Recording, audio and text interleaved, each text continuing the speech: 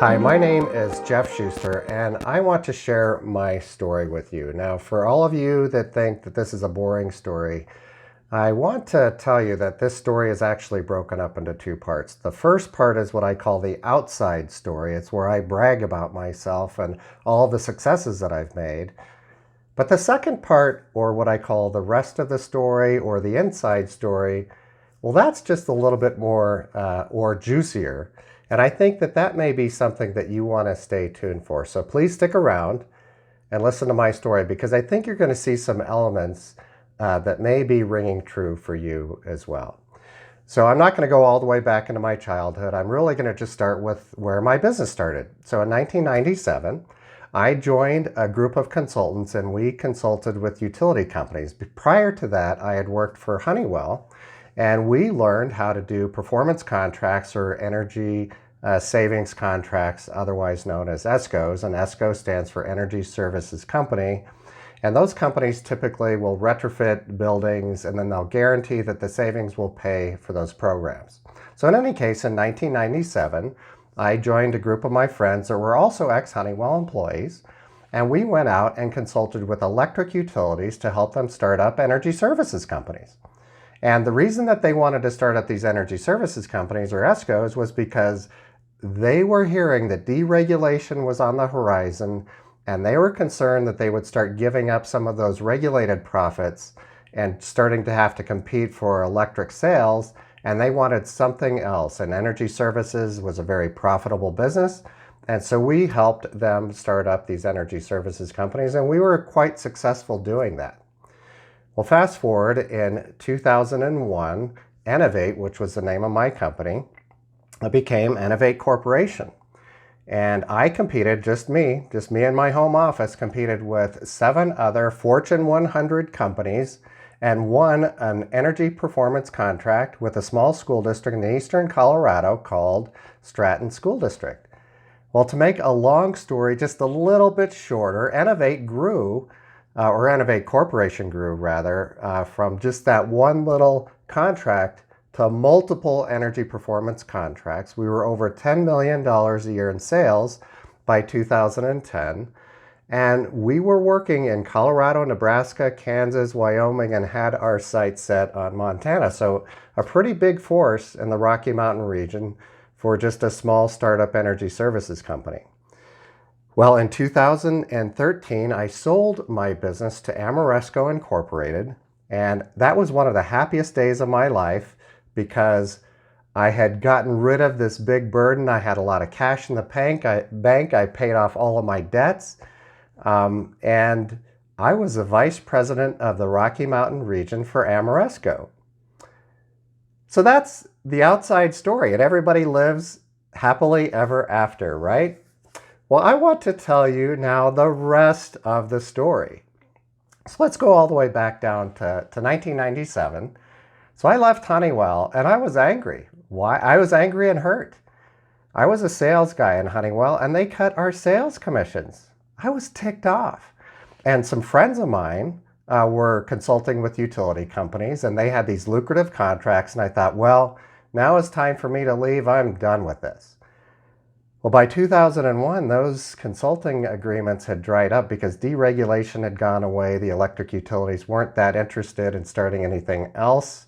They understood that, these energy service company businesses aren't what we thought they were, and selling electricity is just a lot easier, right?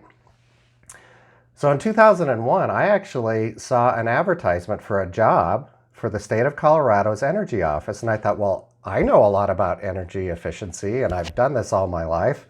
I'm going to apply for that job. Well, when I applied, they said, Jeff, the job's already taken. We've already given it to somebody else. But, we're trying to do these energy projects with these small school districts, and we don't think the large companies are really that interested. Why don't you just submit a proposal? Who knows what could happen? So I submitted my proposal, and I was surprised that I won that first contract. And that became the birthplace of Enovate Corporation. And since then, it's been a roller coaster ride. I have to tell you that between then and 2010, there were 3 specific times where if we didn't sell the next contract, I would have filed for bankruptcy. So it was challenging and it was fearful going along that road of growth. Now in 2010, that was our peak year. So yes, we were over $10 million in sales. And we did have 30 employees, and it was a great place to work. But by 2011, I had to lay off 5 of those employees. And by 2012, a few more had left on their own. And our revenues had declined to about $4 million a year. And 2012 would have been our first year that we reported a loss of $100,000.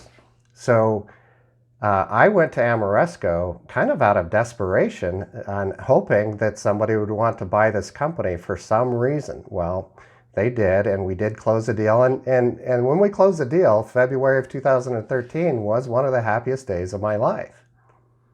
But now I'm going to tell you what happened after that. So I was a VP of the Rocky Mountain region for Ameresco. That's true. Later in 2013, I went to see the doctor. And the doctor then referred me to a cardiologist who then referred me to a heart surgeon, excuse me. And I asked this heart surgeon, he said, so what do I need to do? He says, well, you need heart surgery. You need to repair your mitral valve. I thought, wow, that sounds pretty serious. Like, how long am I going to miss work?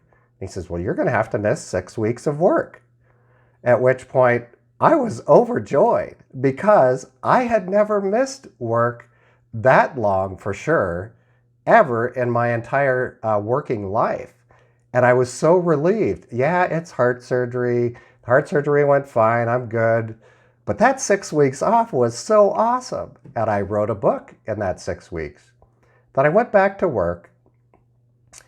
And we were working hard to sell, but to be honest, we weren't as successful as I'd hoped we'd be, and as Ameresco had hoped we would be, and I was not feeling very good about that. I didn't think I was doing my job, and so in 2014, with tears in my eyes, this was about May, I told my boss, I said, look, I don't think I'm doing very good for you, and I feel like I need to resign. And so I did resign in May of 2014, and I thought, well, I just need to do something else because I'm not happy being a CEO or being a leader in this energy services business. You do all these free audits for people. Some of these deals happen, some of them don't, and you're just doing a lot of work, but not actually making a lot of progress. So what I did was I did resign. And I thought, well, I'm just going to catch up around the house. So when I did my heart surgery, I wasn't really able to do a lot of physical stuff, but now I could organize stuff around the house. And I'm an engineer and I want things to go where they belong. And my wife hated that because, I'm a labeler. So I would label it. It's like, here's where the tall cups go. Here's where the short glasses go. Here's where the coffee cups go. I was driving her nuts. And I wasn't that happy myself. I thought, well, I have this time off. I'm not as happy as I was with that 6 weeks off that I had for my heart surgery, and I don't want to go in for another surgery. I don't think that was the source of my happiness. But I thought, well, I need to do something that really fulfills me, that makes me content. I'm a big believer, and I felt like, God has some purpose for me, and I want to fill that purpose. I don't want to just sit here and hang out, right? So I thought, well, I'm going to be a small business consultant. I'd grown a small business. It was a multi-million-dollar business. I sold it for a pretty good payoff, and I was pretty successful. And so I talked to a friend of mine who was in the mentoring consulting business, and he said, Jeff, you're a very smart businessman. He said, but there's something missing in you. I think that you would benefit if you had your coaching certification. Well, I didn't know what he was talking about. I had been coaching people, what I thought was coaching, my entire life. I'd been a manager, a leader. I had mentored people. I had trained them. I'd grown them up, lifted them up, encouraged them. I thought, what do you mean I need a coaching certification? Well, he was talking about life coaching. So I did attend the Institute for Professional Excellence in Coaching, or IPEC. IPEC teaches core energy coaching principles, and then they certify their students once they have a certain amount of coaching hours and they've demonstrated that they understand what coaching really is. Well, I learned, first of all, that what I was doing all of that time was not coaching. And then I reflected back on all of these transition points in my life, and I thought, wow, I was alone. If you're a business owner, you can't help but feel alone. And when you're alone, you try to make decisions the best you can. You process things. You make decisions based on logic, rational thought. Every decision that I made in the past, it wasn't the wrong decision. It was exactly the decision that I needed to make at the time. But the stress that it created for me was something that didn't need to happen. And how I reacted to all of those different situations and all of those transition points didn't need to happen either. So I retitled myself. Instead of being a business consultant, I'm now a business coach. And so I've been coaching small business owners for quite some time.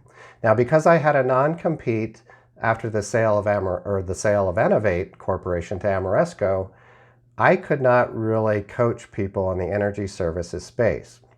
Well, that non-compete expired in 2019, and since then, I have been coaching CEOs in the energy services space. Now, I still coach a lot of other business owners because it doesn't matter what industry you're in, you're still experiencing a lot of the head trash that I was experiencing as I grew Enovate Corporation.